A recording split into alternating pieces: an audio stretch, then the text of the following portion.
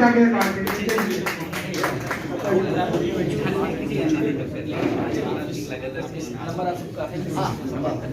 उपस्थित सभी महानुभाव, हमारे कन्हैया लाल जी ने हमको जगह जगह पर साथ दिया। जब मैं लखनऊ आया था 92 में यहाँ पे पढ़ने के लिए आया था, मैंने बीएससी किसी रूप से किया है, तो उस समय से लेकर के आप मेरा साथ देते आ रहे हैं।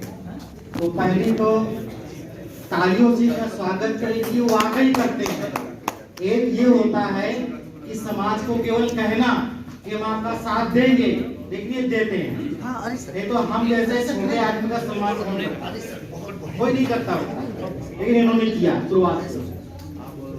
राम बाबू रसूली जी हमारे रिश्तेदार भी हैं और हमसे बड़े भी हैं।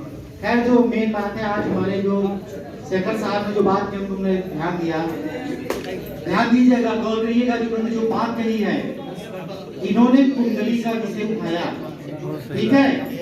अगर वास्तव में हमारा सुनार समाज प्रगति चाहता है तो पाखंड से दूर हो जाए, केवल पाखंड से दूर हो जाए, हमारा सुनार समाज प्रगति कर लेगा, पक्का कर लेगा। क्योंकि सोना दान कौन करता है? सुनार करता है। चांदी दान कौन करता है? सुनार करता है। लेकिन जब सुनार पर कोई आपत्ति आती है तो कोई दान नहीं करता, कोई दान मान नहीं करता उड़ता है। क्या कभी करता हो तो बताना। तो सबसे पहली चीज है जो दूसरी बात इन्होंने कही कि सुनारों में जितने मेड़ माहौल ये वो है ना, इन सबको खत्म करके मात्र सुनार का ध्यान दिया जाए। और सुनार का ना जाने क्या इतिहास है, मुझे बहुत ज्यादा तो नहीं पता है, लेकिन इतना पता है कि विश्वकर्मा पुराण में जो लिखा हुआ है उसमें ये लिखा हुआ है कि भगवान विश्वकर्मा जी के जो 5वें पुत्र थे वो दैवक ऋषि थे और वो स्वर्णकार थे। यानी जो सुनारों की असली चीज है वो यही है। और दैवक समझते हैं ना, कभी कभी एक बात आती सामने है कि सुनार किस वर्ण में आते हैं। किसी ज्ञानी ब्राह्मण से बात करिए, पूछिए उससे कि सुनार क्या ब्राह्मण है, कहेगा नहीं है। क्षत्रिय है, नहीं है। वैश्य है, नहीं है। शूद्र तो हो ही नहीं सकते हो।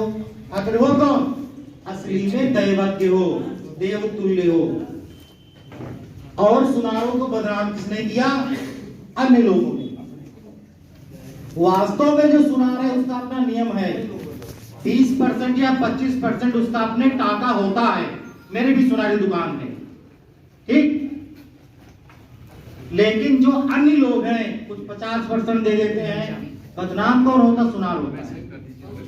हम कास्ट का नाम इसलिए नहीं किसी के लेंगे क्योंकि मैं जातिवाद का विरोधी हूँ, मैं पाखंड का विरोधी हूँ, इसलिए मैं जाति विहीन समाज चाहता हूँ। क्योंकि जो राष्ट्रीय सत्याग्रह पार्टी का सपना है वो ये है, भेदभाव ऊंच नीच पाखंड मुक्त भारत को हिंदू राष्ट्र बनाना है।